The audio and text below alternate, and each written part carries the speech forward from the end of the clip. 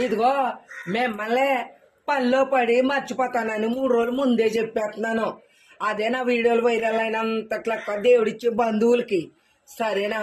అదే ఏమీ లేదు. భోగి, సంక్రాంతి, మొక్కనుమ తోలుగుండగా వస్తుంది. పండుగలన్నిటిలోకి పెద్ద పండుగ మరి గొప్ప ఆనందాన్ని ఇస్తుంది అనుకో. అలాగే ఆడవాళ్ళకైతే ఒళ్ళు పులిసిపోయలే మస్తు పని కల్పించిద్ది. ఇంట్లో ఉన్న బూజులన్నీ దులిపిచ్చేస్తుంది.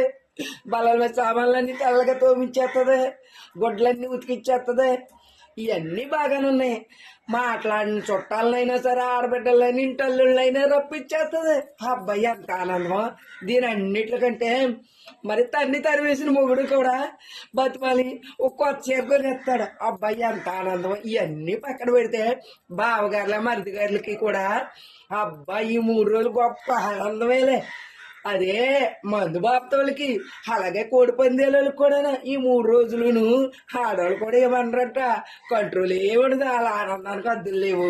ఇవన్నీ ఎలాగున్నా కానీ పప్పలో కక్కలతోనైతే కనుక ఆడవాళ్ళు కూడా మస్తుగా భలే ఎంజాయ్ చేయొచ్చులే.